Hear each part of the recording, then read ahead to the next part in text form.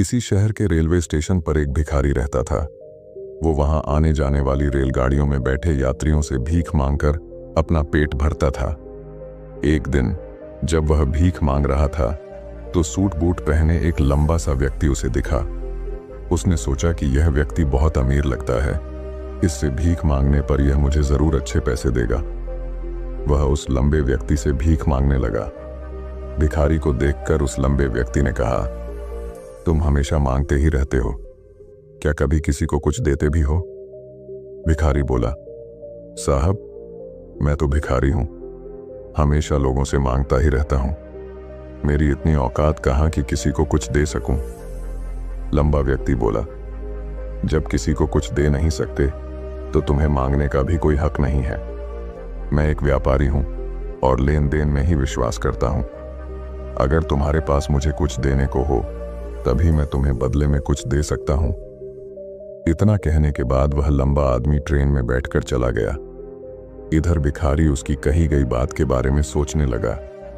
उस लंबे व्यक्ति के द्वारा कही गई बात उस भिखारी के दिल में उतर गई।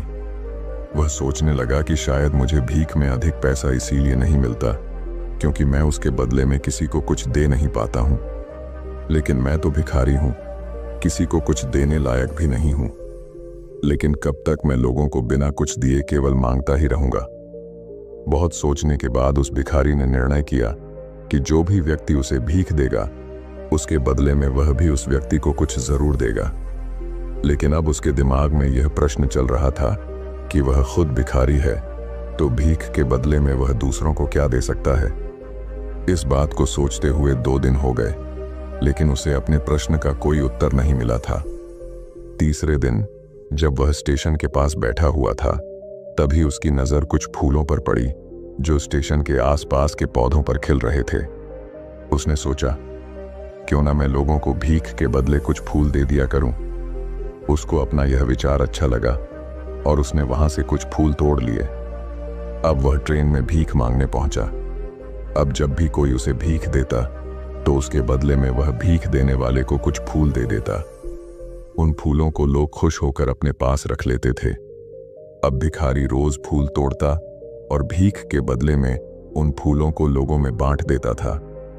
कुछ ही दिनों में उसने महसूस किया कि अब उसे बहुत अधिक लोग भीख देने लगे हैं। वह स्टेशन के पास के सभी फूलों को तोड़ लाता था।